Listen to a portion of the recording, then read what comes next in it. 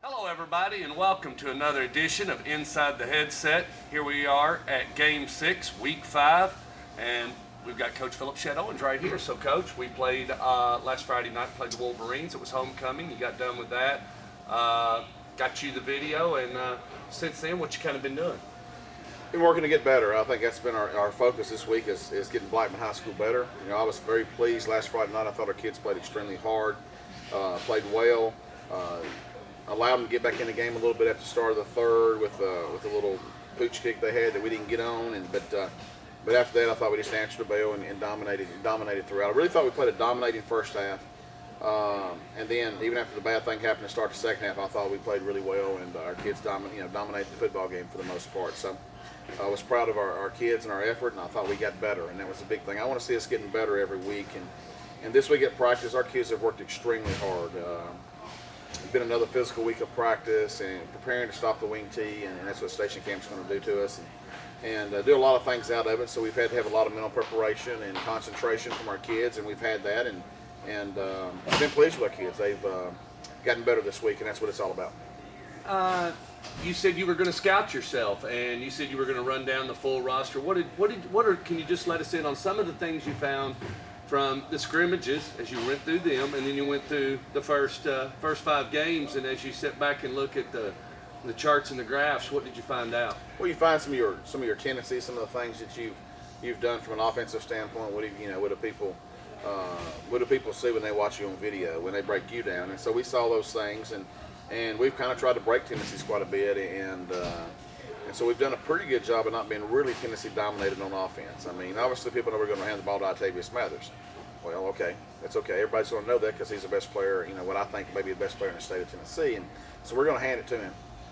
But at the same time, we've thrown to many different receivers. We've thrown out of many different formations, and from an offensive standpoint, we do have some tendencies that people can break us down on. But at the same time, every offensive football team is going to have things they like to do, and we're certainly one of those.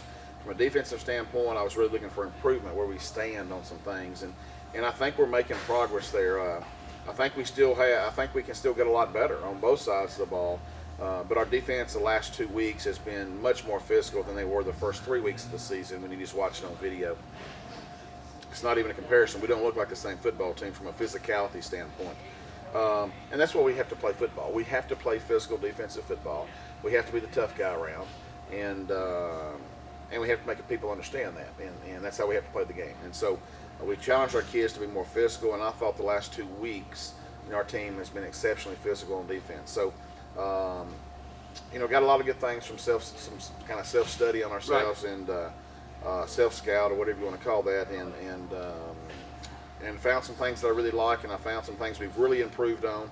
Our offensive line has gotten tremendously better from week 0. I know we scored 49 in the first half, week 0, right, against Oklahoma, and that was a fluke. They played bad. They're better than that, but at the same time, everything wasn't very clean. Even blocking, we wasn't very clean with our blocks, and Octavius just made some runs, but when you go back and look at the last couple of weeks, we've gotten much cleaner and much better at what we do offensively from an offensive line standpoint. That's one big area of improvement I've seen from week 0.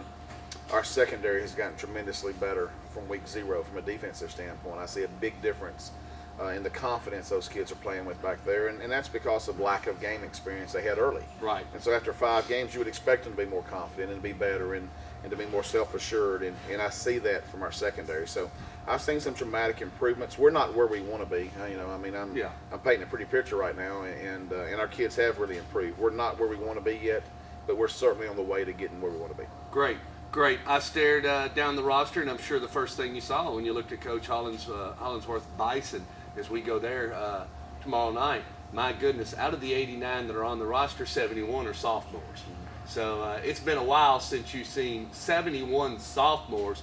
And if Coach Hollingsworth can keep that 71 together, and it may be a misprint, I don't know. I was completely just baffled. They do have a lot of young kids, and quite a few young kids that play. They do have some seniors that are playing too, though. But they seem to be a young football team. They're dangerous in what they do because they're wing tee and double tights, and then they're no back, and so you have to prepare for a lot. So your plan can't be overly complicated, obviously. But more importantly than what they do is what we do. Right. And if we play physical football, read our keys, play assignment football, and then do that with physicality, then the scoreboard takes care of itself. From an offensive standpoint, we're attacking a 4-2 defense, which is what we run. Yep. And they do tweak it a little bit and move it around a little bit and give you some underfronts and things like that. But I mean, we're used to seeing what they do. And so once again, it's not about them; it's about us again. I mean, we understand what they're trying to accomplish defensively. Our kids understand, I should say, what they're trying to accomplish defensively. So it's not about what they're going to do or how they're going to scheme us so much. It's about, are we going to be disciplined enough from a defensive standpoint to read our keys and react with physicality? And then from an offensive standpoint, just getting a hat on the hat and knocking people off the ball and throwing the ball when we need to and being good at play action and all the things that we ask our kids to do. I mean, so it's about Blackman High School. It's not about Station Camp. And if we do what we're supposed to do, then I know the scoreboard will take care of itself.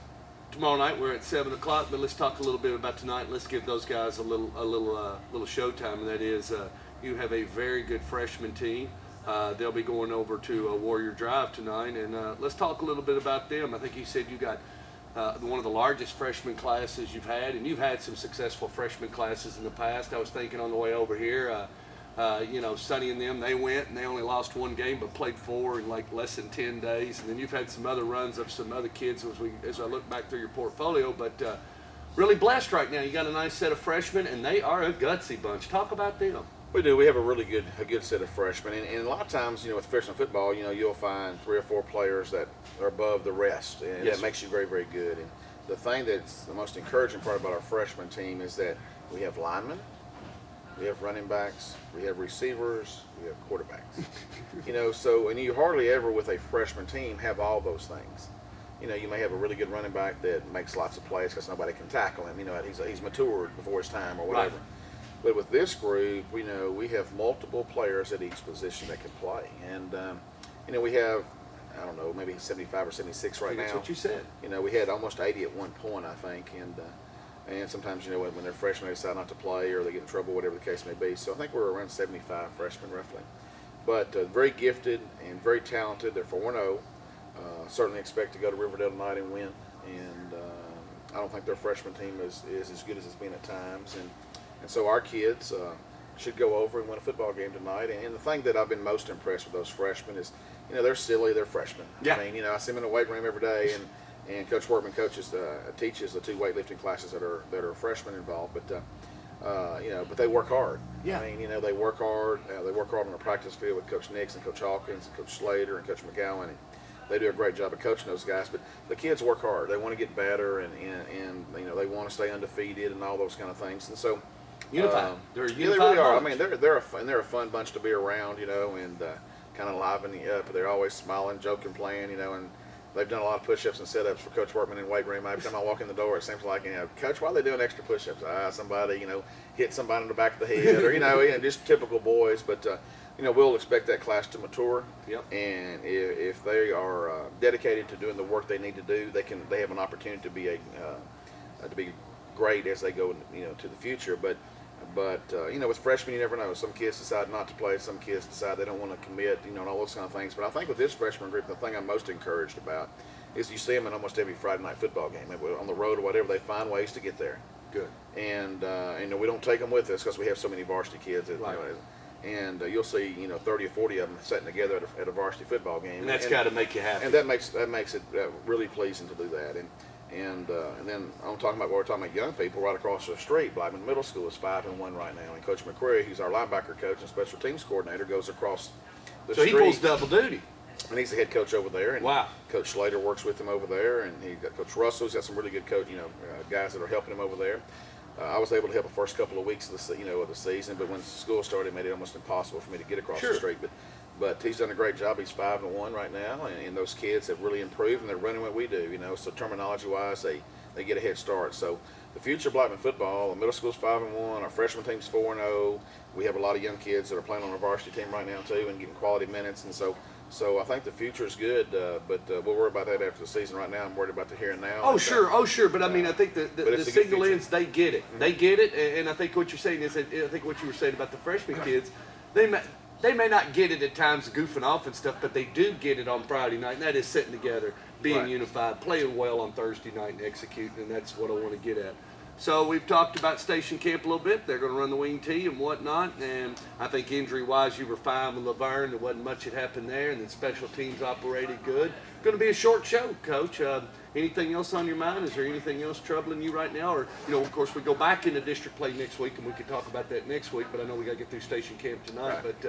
But, we got about 6-7 days here, then you're going to be in break time, so I'm sure you got some things, an agenda or something you want these kids to do, because you're not going to be with them the whole time during their little fall break. But No, we give them lots of time off during fall break. So our agenda right now consists of winning tomorrow night, first of all, being Sure. 5-1, and then getting ready to play Siegel next Friday before fall break, and going into fall break with a positive note. I mean, Right. being 6-1, our goal, and our kids understand that, is to be 1-0 tomorrow night. Our goal every Friday night is to be 1-0, because you Right. can't win more than one at a time. and one quarter at a time, one right. play at a time. So But our goal is to be, and our kids have heard us say this, we want to be 6-1 at fall break. We want to be 6-1 going to fall break with a good taste in your mouth, knowing we're getting better every week, and then come back and obviously, our last 4 ball games, the one before fall break, everybody looks at us Murderers Row. We got Siegel, we got Oakland, we got Brentwood, we got Riverdale. right. So it's all about us getting better every day, getting better every week, taking one game at a time, one play at a time, as you say. And our kids have been able to focus on doing that. It's not so much about the opponent, and it's not so much about the opponent. Even when you get back into Siegel and Oakland and all those, it's not really about what they do. It's really about how you perform. Are your kids committed to one another? Are they going to play with physicality that they need to play to be successful? And if the answer to those questions are yes, it doesn't matter who we play. I think that's great. And with that, let's just end up. And tomorrow night we're at 7 o'clock, so I 7. need to probably leave about 3. Yeah, it can't be late, because last time we went to Sumner County, you were late, and I think it was Gallatin scrimmage. Yeah, You came in. I'll come in and we got up on that rickety Platform for the practice field. Yeah, no, there's no excuses. It's just that sounds like excuses. Yeah, leave early because the game starts at 7. We don't want to miss the opening kickoff like we did in first series at Gallatin, and I think that's the first time you've been late in a long. Oh a man, I've long never time. been late. I've never been late. The only other time I think is we went down to Lincoln County one time, and I was running through the end zone with the tripod. They're playing the national anthem, and got up on that Barney Rubble press box, threw that camera up. There's no railing up there, but when you get to Lincoln County, finally, and you finally set up, you get up there, that's going to be a great, wonderful film when you push record. Absolutely, it's a great place to play. But 7 o'clock tomorrow night, so it is different. Normally our home games are Right. at 7:30. So anybody who's watching before the game, obviously, it's make you aware that it's 7 o'clock, and Make me aware. and make Stork aware also, just to remind him too. But it ought to be fun. A very well coached football team are going to play tomorrow night, and they are somewhat young, but they'll get after you. They'll play physical, and it'll be a challenge for our kids. So we're looking to play our best football game of the year tomorrow night, and that's what we expect. That's what our kids know are their expectations, and I think that's what they're prepared to do.